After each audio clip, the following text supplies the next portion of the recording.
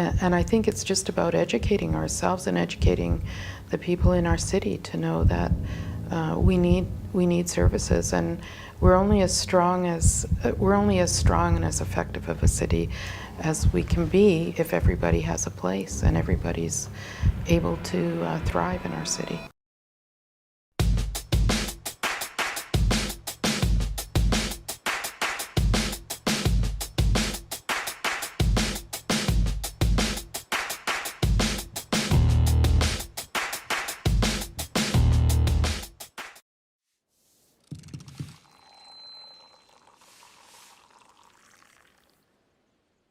Welcome everyone to another episode on Coffee with Kuda. I am excited to have Brenda Locke. She is elected councillor to represent the residents of the city of Surrey.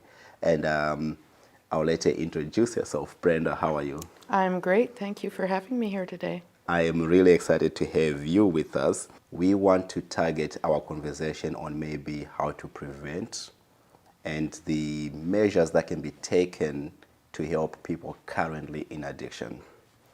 How do you feel about that? Well, I'll do my best, but yeah, there's a lot of work to do in Surrey, and we see that every day on our streets, Right. Not only here in the Wally area, but all over this city. There's a real need to be assisting and helping people. Absolutely. What year were you elected? 2018, I was elected as a councillor, but prior to that, I was elected as an MLA and then a cabinet minister. So I'm hoping that your knowledge from what you've done can help us guide us to a better future in the city of Surrey. Well, I always try and do my best, but you know, addictions is something that seems to be constantly changing and evolving, and it doesn't seem to be slowing down or going away, does it? When we look in our city, we're seeing that dynamic change all the time. And I would say especially with the gentrification of what's happened in Wally. I mean, it's great to see all these marvelous towers and city center grow the way it is. It's exciting and dynamic and all that. But too many people get left behind. Oof. And we see that every day on our streets, and that's a huge concern to me and to my heart. So, Okay, since you started that on that point, I guess I will start my question. I did write some questions that I'll be reading off, okay? So where I'm going to start is the city of Wally, particularly 135A and 105. right. The cleanup a couple of years ago, Yes. we cleaned up the streets of Wally. To you, cleaning up Tent City, was that successful? Was successful in cleaning up 135A, for sure. And I think the intent of it by the previous council was well-founded, and the work that was done by all of the teams was extraordinary. I mean, when you look at it, they moved just about, 200 people? Roughly, yeah. Inside of just a very short period of time. It was quite remarkable, and they did it with no court injunction. So when you look around Metro Vancouver and see what's happened in other cities, and even outside, so look at Nanaimo and Vancouver and Maple Ridge and Abbotsford, there's always been a court injunction or something. This one really went well, and I have to say, I think a lot of that was due to some really amazing work done by the mental health outreach workers and the teams that were all put together with bylaws, with the RCMP, with Surrey Urban Mission. That was the sort of, the central disbursement area of it. And I think the council made a decision that they were going to have housing more appropriate, not the best housing, but better housing for people that they could give better services to, and they did accomplish that. All right. For that period of time. For that period of time. Yeah. There were temporary housing, yes. and temporary it was because yes. most of them are currently gone now, right? Yeah. But I do want to talk about the next stage. If you can just tell me, when these people who were homeless were put in the modular houses, then the modular houses were now destroyed. Where did they go, and what is the plan moving forward to help more homeless people? Right. So, I mean, I'm just going to back up quickly to say that I wasn't a big part of it, but I called myself the greeter at Surrey Urban Mission. I opened the door and say, "Come on in, you'll be fine," and then they took them to their new housing. The fear that was on the street at that time, the fear from the people that were living in the tents, was tremendous, and I understand that, because lots of them, that was their world. 135A was their world. So they got moved into these trailers, and was a slightly better place for them to be, and they got food, and that was great. Now we have removed all those trailers, except I think there's part of one still there. And we've started to open up better housing, so modular housing for them to move into. We still don't have enough, because we know that with the homeless count, we were at about, I think, over 650 people in Surrey, and that's nowhere near the real number. I mean, everybody who's a service provider says to me, double it or triple it, Brenda. It's not really. The number is very difficult to count in Surrey. So, yes, we did manage to move the people that were in the trailers into modular housing, and there is some of that being built. Is there enough? Not near enough. Not near enough. Yeah. When removing people from the streets to housing, was the goal to just safer environment, or was the goal to then support them into the workplace and rehabilitation? And do you know? I'm only smiling because the goal is always to help them, and we hear a lot of language about wraparound services, and we're going to do all these wonderful things. At the end of the day, it's still very difficult to do that. So you do move them into housing, and it is better housing, and they are better taken care of better, and there are people with eyes on those on the people that are there. There's still too many people on the street, but we still don't have enough mental health and addictions real facilities for people to help them. One of the things that comes up a lot about when we talk about moving people in the modular houses, most people were happy. Those who are on that side were happy about each place having safe injection site. Yes. Right. And that's a huge part of harm reduction. Yes. And I think it's appropriate to say they needed it. But I'm going to just ask, what are your thoughts regarding safe consumption site or supervised consumption site?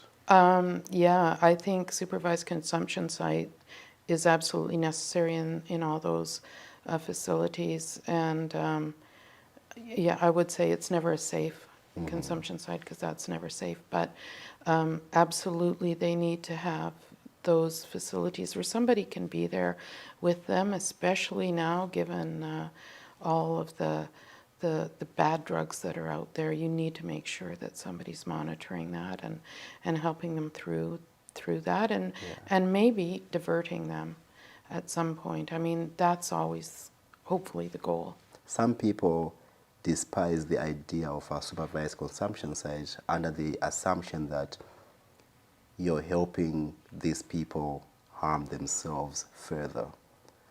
When it comes to harm reduction, and specifically to supervised consumption site, what message would you give to the person who thinks this is a wrong method? Well, I mean, I have been, when I was the Minister of State for Mental Health and Addictions, was when Insight was first in the downtown east side, was still new, and there was a lot of that kind of concern that we're actually encouraging drug use. It's nothing could be further from the truth. That's not what it was all about.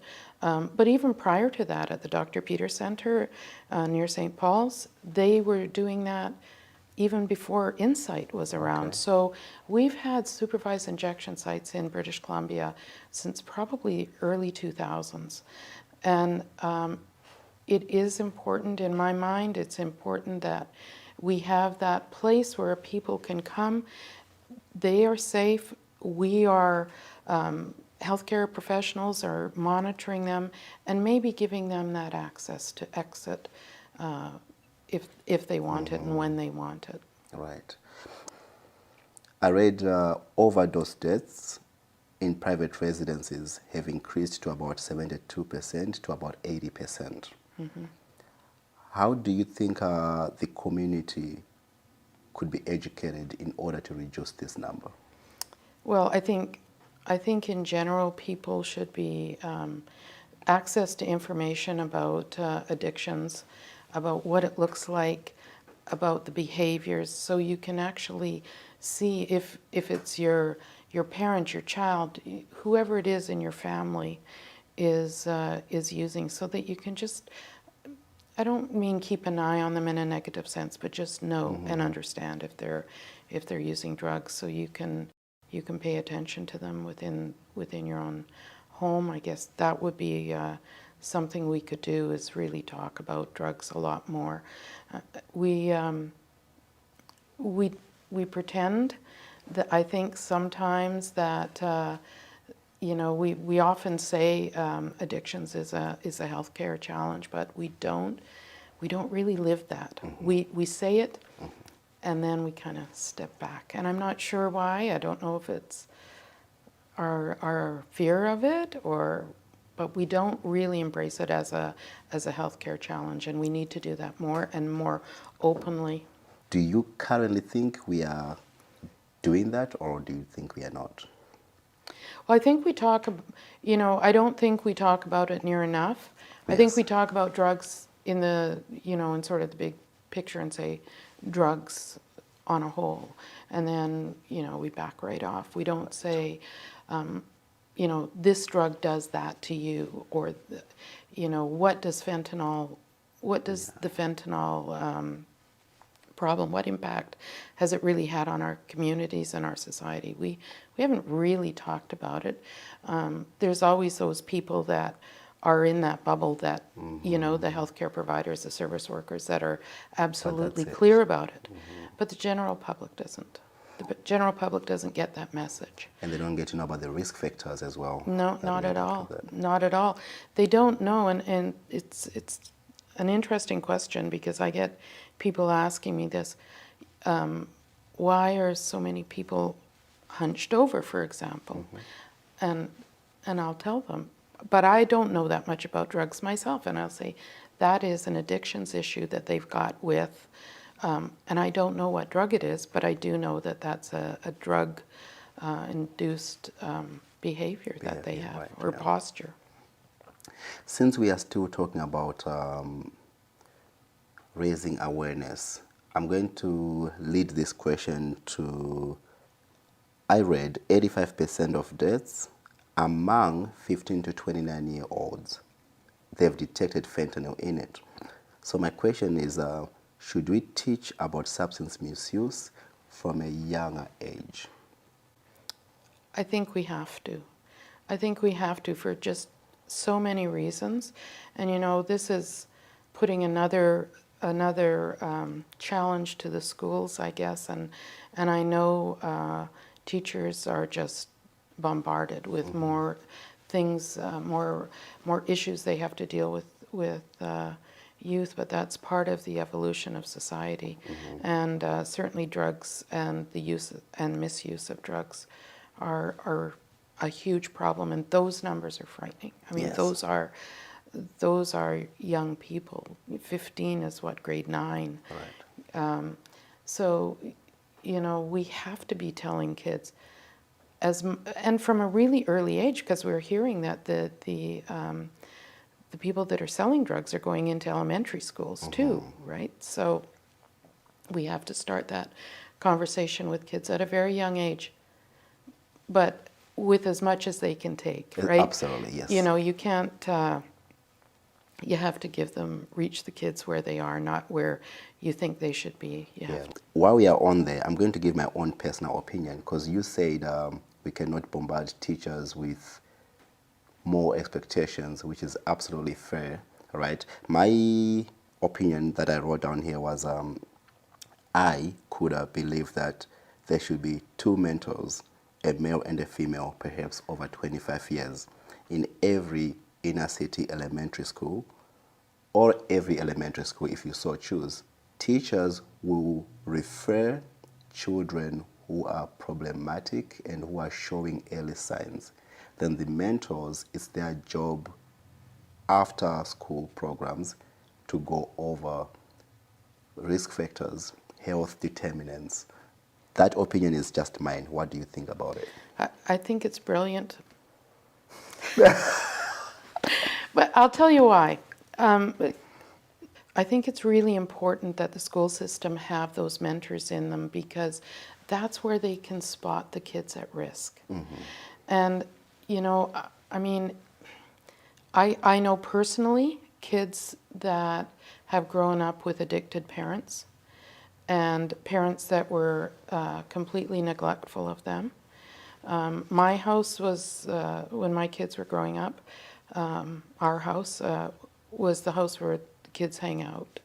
And they'd come, my kids went to North Surrey High School, I lived close to the school, so kids would come over at lunch. I know for a fact there are many parents, and it doesn't really matter if it's an inner city school. You know, I think every school, especially high school, but elementary school as well, should have those mentors, those healthcare workers in them.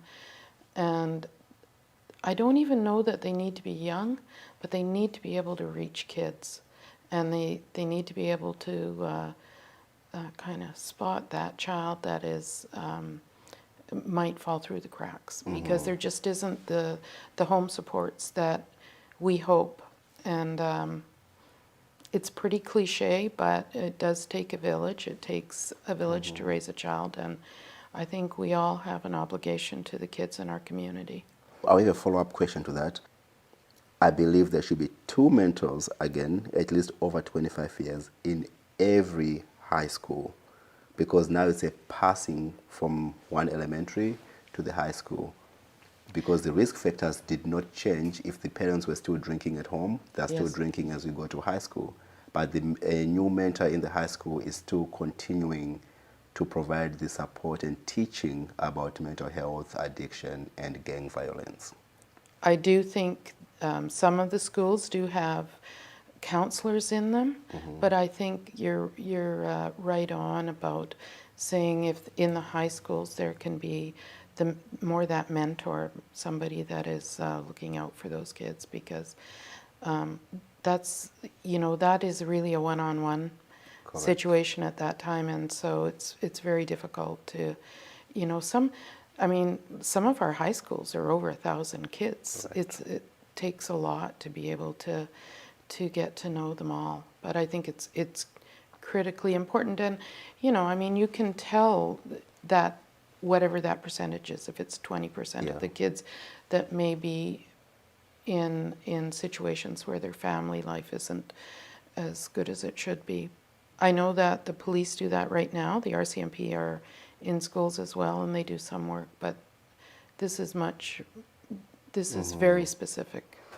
Does it make a difference having the police officers in the school? And if it does, what kind of a difference? You know, I did hear the dialogue that was going on in Vancouver. I was interested to listen to that. I haven't had one parent contact me in Surrey that doesn't want the police officers in their school.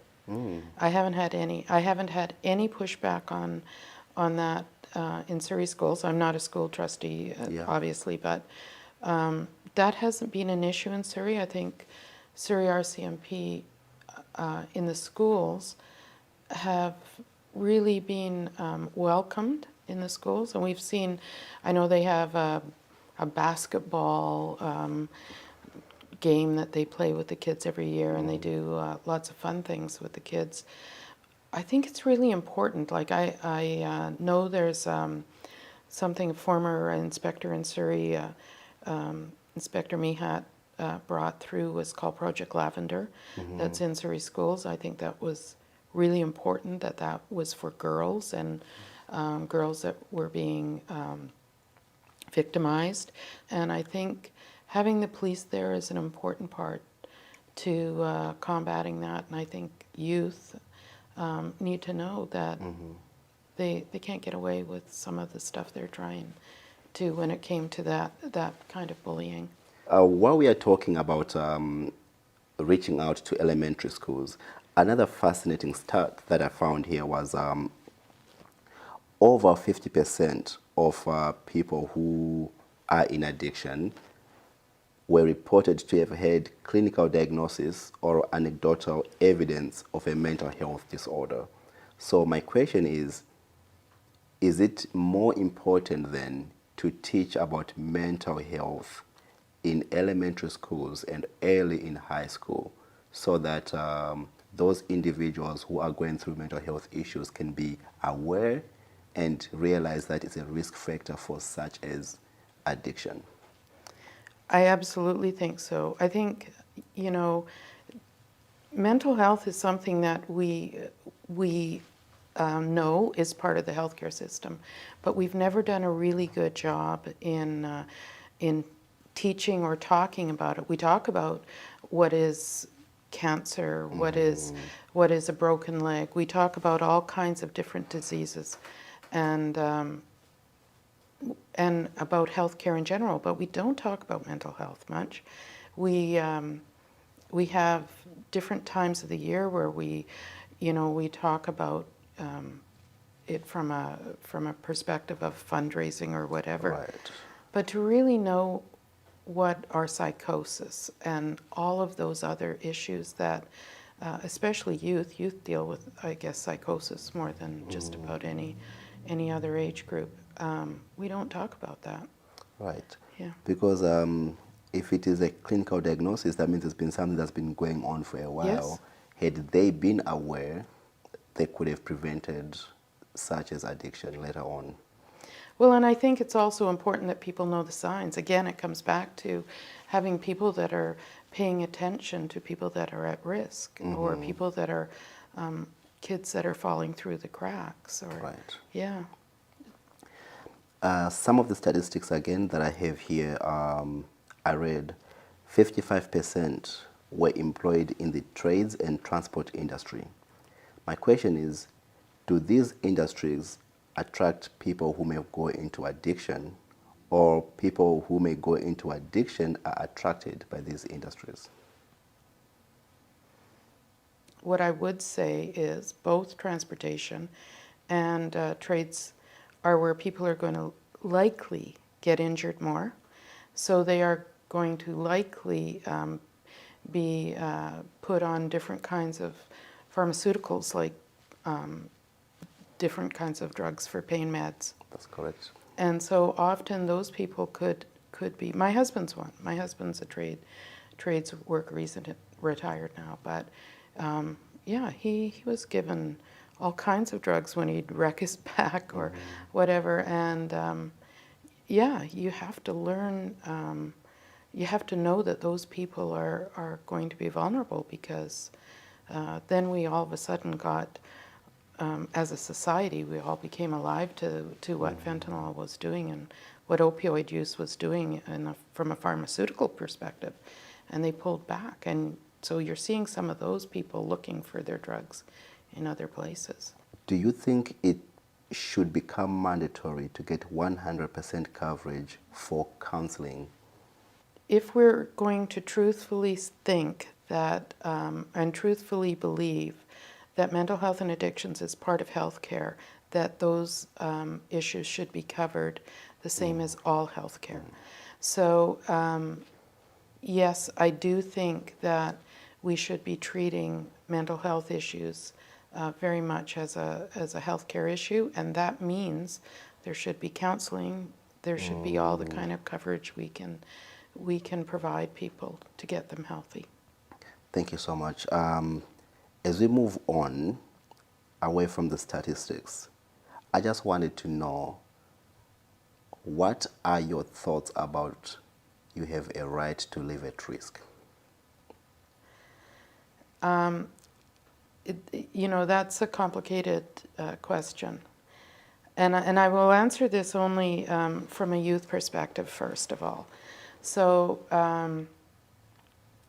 I think that parents or guardians of a kid should have all the tools in their toolbox if they have a child that they think is at risk or is in the drug scene in such a way that they're putting themselves at risk. I think parents should have that ability.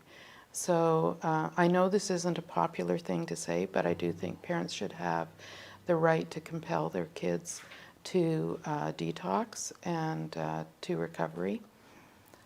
I know that a lot of people won't agree with that, but I just can't imagine being a parent and feeling as desperate as they may feel when they see their 14-year-old or younger or 15-year-old on the street and there is nothing they can do.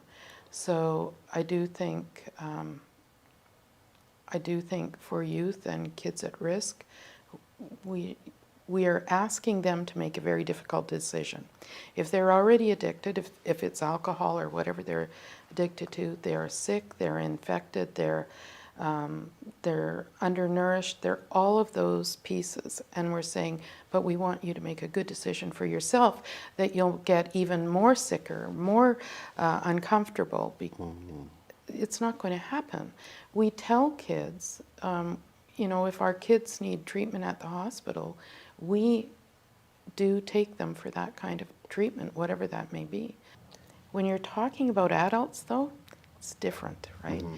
So I think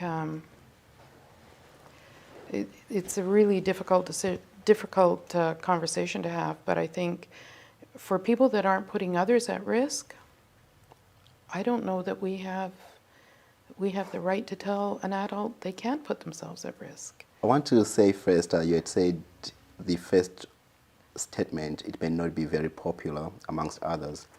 If a person is going through addiction as it is an illness, the parent should have the same power as they do with a child who has infection. Do you think the people who don't agree may be the same individuals who don't believe addiction is an illness? I don't know what would drive a person to think that way, but certainly that could be one of them. They think that it's a choice. And, certainly for a young person, I find that challenging to accept. Mm-hmm. So I don't know where people come to that conclusion, but they do, and that's real. They do believe that. So in regards to the right to live at risk with an adult, one part that I always hear on the other fence of it, while it is true, an adult should be able to say, yes, I want the help and I don't want the help. But yet, in the mental health sector, there is a situation that if you are walking on top of a bridge and about to jump in, they can call the police because you're in imminent danger, right, to get you out of it. Is that not the same as a person who is maybe abusing heroin and they're homeless and they're sleeping in the rain? Forcing the same person to get help, is that not the same thing? Gee, I guess it kind of is, but it's something that I think, we really need to have a societal dialogue about that, because I can't really impose my values on somebody else, and I think that's an important difference. I can't impose my values on a person if they choose to live the life they choose to live. But I do hear you when it gets to that point where that person is just living outside in the rain, putting them at risk. Maybe not. But maybe it is. But so where is that line, and who's going to draw that line? Yeah, it's a tough question, and it's something I think we do need a societal dialogue around. The income assistance has increased to $935 a month, which is great news. And if you're on disability, it has increased to $1,358. But we noticed that the government provides $375 for housing portion. Is that enough? No, no. And you know, and it may, that hasn't changed enough in a long time. Certainly, there is nowhere in Surrey where you could ever find housing for that kind of rate. And you know, it's one of those things. It's almost like you should have a differential for different parts of the province, maybe. I don't know. But certainly in anywhere in Metro Vancouver, there is no ability to get housing, even for two people. Right. Even if you double that, it just is not enough. Why is it that the government is not making that change in the shelter portion? I think it's something that the provincial government absolutely has to look at. I don't know why they haven't moved on that, because it's glaringly obvious. Even people with means have a hard time finding rental accommodation. You try and find rental accommodation if you don't have means, and your numbers are that low. I'm going to tell you, I bumped into a person who came up to me, and I knew him before because he was street entrenched before, and he was so excited. He said, "Brenda, I got a new place to live." And I said, "Oh, great, I'm happy for you." Yeah, and it's in the Wally area. Somebody had actually built in the bottom of a veranda, and he said, "And I have running water." And I said, "That's awesome." He had a garden hose, and they'd boxed in, and that's what he had for shelter. So, you know, that's pretty unscrupulous, but it's not the first time I've heard that. I picked up a man a while ago who was struggling to get home, and he said, "Could you help me get home?" So I took him to his place, and I said, "Where do you live?" The person who owned the home was renting him his backyard. He lived in a tent in the backyard. That's what's happening at 375. That's the reality. Maybe we should raise the money for housing, Right. so that you have less amount left for your addiction. It must be prioritized for a person to have housing. Yeah, that actually makes more sense. And the other thing that's happening, and I've talked to a couple of mums that are on the system who said that in their situation, they had to subsidize their rent money with their food money.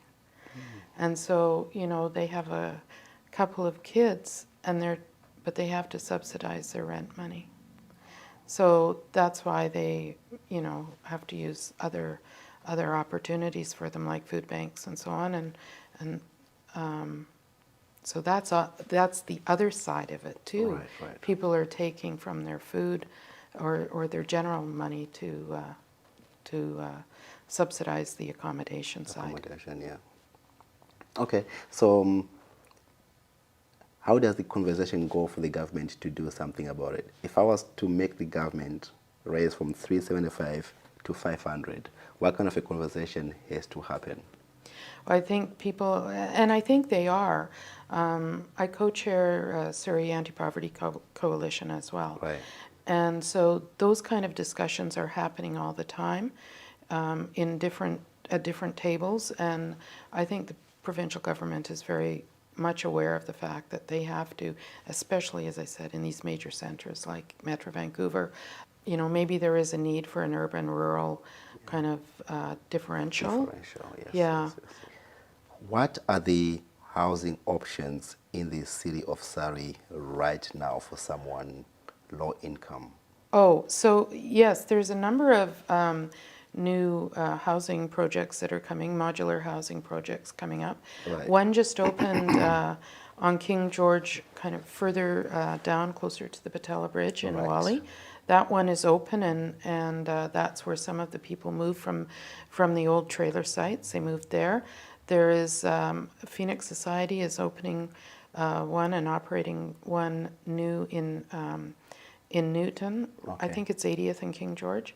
And then the third one is at Guildford, right by the police department or the police detachment there. Yeah. The fourth one that is going to be quite exciting for Surrey is the one at Green Timbers. And that one is going to be a large building right by Jimmy Pattison's, Yeah, I've by seen the that. Jim Pattison Center. I think that's not opening till next year, or late in this year. Fraser Health is also supporting, I think, one or two of the floors in that facility. So this is going to be state of the art, and it is also going to be purpose built, which is great news. It's specifically built for that kind of for the facility that it's meant to be, and that one will have full wraparound services, including supervised consumption site. Wow. Yeah, you know, we've been planning and working on this for, wow, probably more than 6-7 years in Surrey, and it's great to see it grow out of the ground. It means a lot to see it actually show up.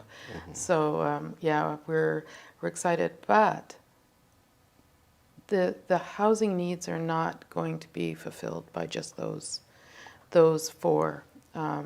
There is a real need for additional housing in modular type housing and affordable housing in South Surrey, totally. South Surrey and Cloverdale as well. Cloverdale needs it so badly, and in fact, there was going to be one in Cloverdale, and the community didn't like the location, so that got shut down. The Cloverdale community didn't like it? Yeah, so that one got shut down at the last election. Has there been a discussion about one in South Surrey?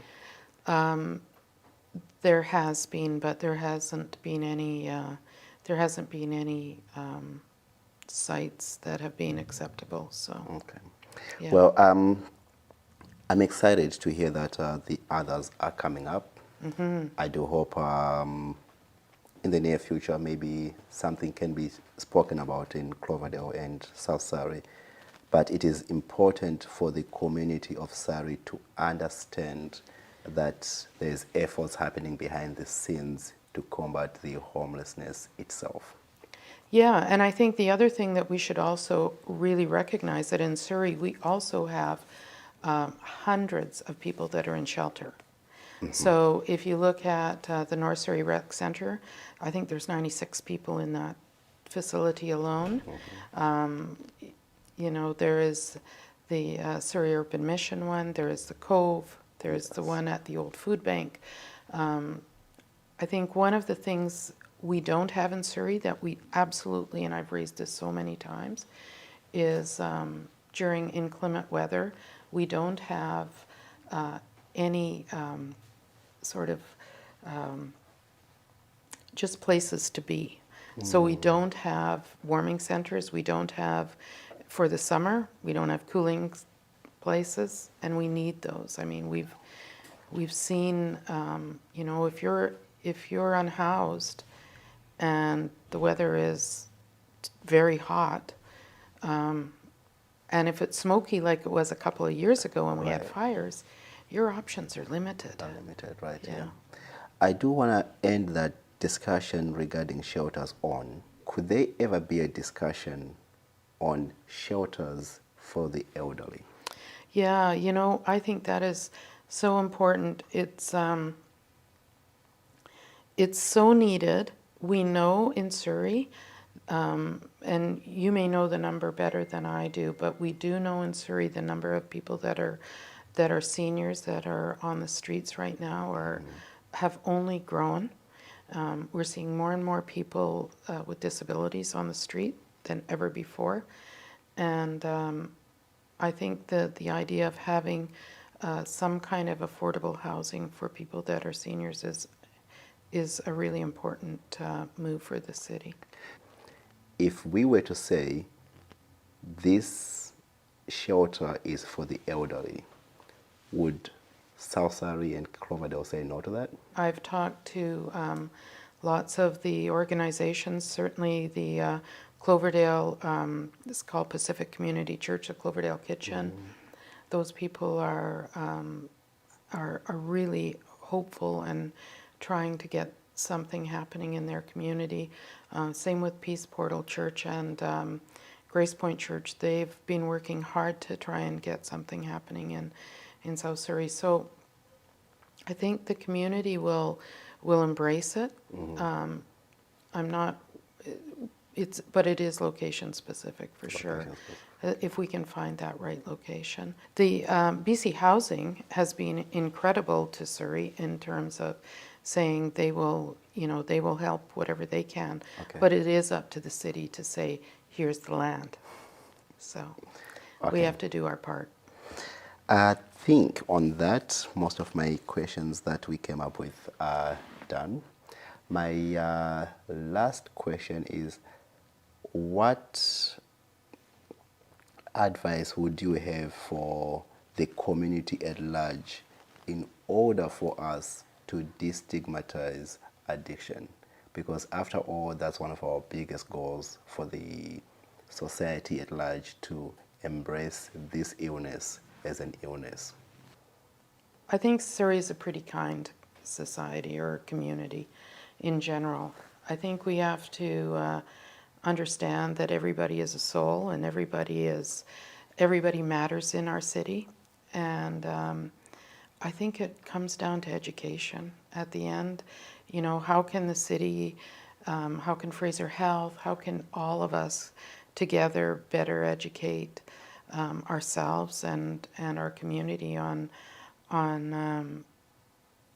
what is happening with everybody in our community, and that and I think it's just about educating ourselves and educating the people in our city to know that we need services, and we're only as strong and as effective of a city as we can be if everybody has a place and everybody's able to thrive in our city. So. Absolutely. Well, it's been a pleasure having you. I cannot wait to maybe talk to you further in the future about the projects that have taken place and the steps that we have taken to better the homelessness in our city. With that, I'll let you go. Thank you so much for your time, Brenda. Thanks. Kuda, it was a pleasure. It was Absolutely. great.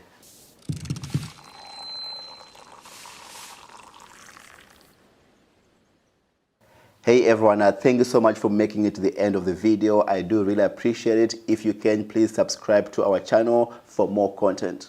If you can, please join our Patreon team. The link is down below. And also you can join our GoFundMe. The link is also involved below. This will help us to bring awareness of addiction as well as destigmatize this illness. Your support is greatly appreciated and we'll create more content for you. Thank you so much.